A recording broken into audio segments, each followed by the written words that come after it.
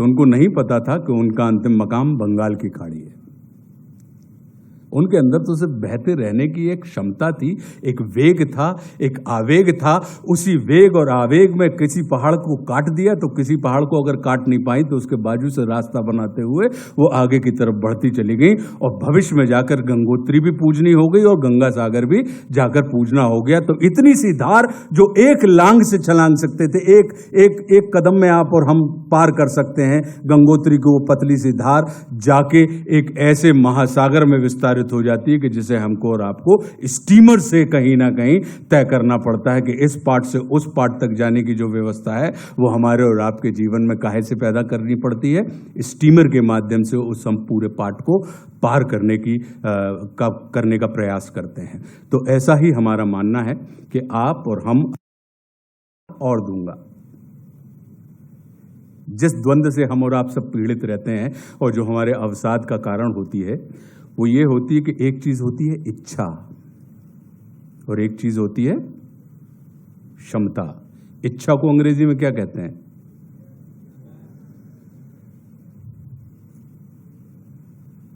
और क्षमता को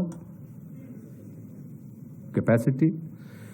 तो आवश्यक नहीं है कि जिस काम को करने की आपके अंदर इच्छा हो उस कार्य को करने की आपके अंदर क्षमता भी हो, और यह भी जरूरी नहीं है कि जिस कार्य को करने की आपके अंदर क्षमता है उस कार्य को करने की आपके अंदर इच्छा भी हो।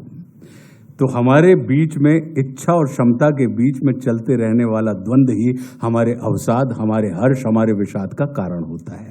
तो जिस कार्य को करने की इच्छा हो उसे करने की क्षमता पैदा कर लीजिए, अन्यथा जिस कार्य को करने की आपके अंदर क्षमता है उसको करने की इच्छा पैदा कर लीजिए। आप देखेंगे कि फिर आप किसी अन्य के लिए या कोई भी कार्य फिर प्रेशर के रूप में आपके ऊपर काम नहीं करेगा, फिर वो काम भी आपके लिए प्लेजर का निर्माण करने लगेगा।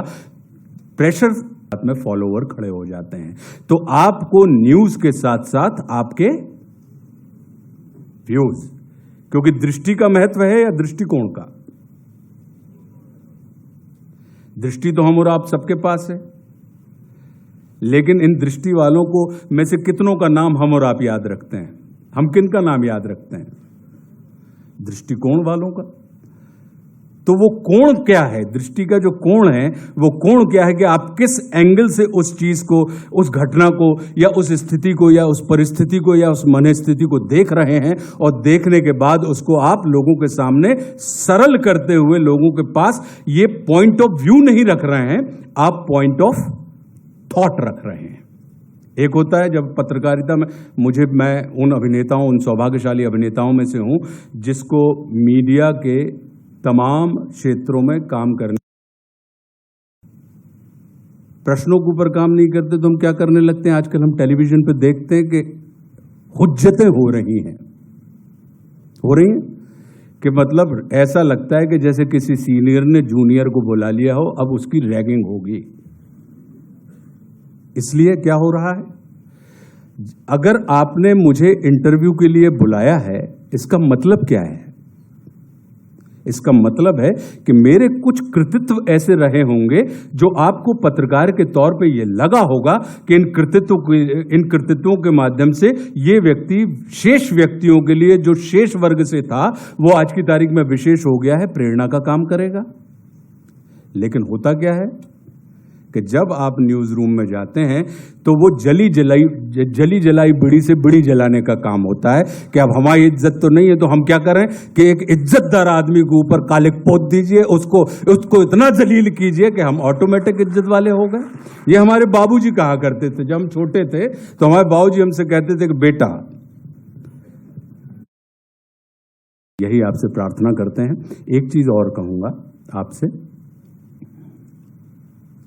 हम या तो उस शक्ति में विश्वास रखते हैं या इस शक्ति में विश्वास रखते हैं। करेक्ट? वहां कौन है? ईश्वर, परमात्मा।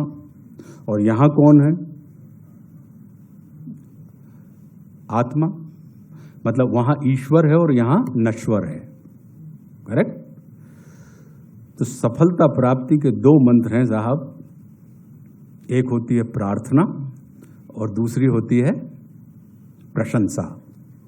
हम ये दोनों ही अप्लाई करते हैं, लेकिन हम गलत पाना गलत नट में फिट करते हैं, इसलिए नट नहीं खुलता। उसको प्रार्थना पसंद है और इनको प्रशंसा।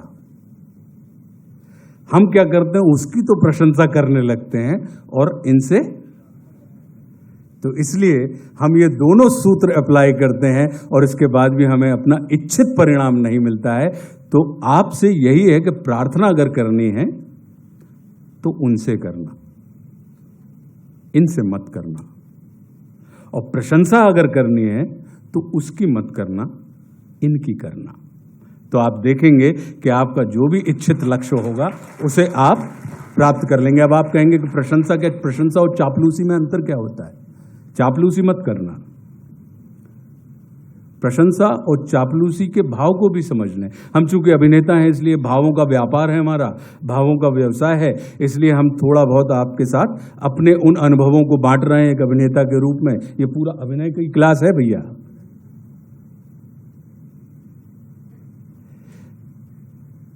दीपक जी में जो गुण हैं, जो गुण मौजूद हैं, उन गुणों को एक्नॉलेज करना,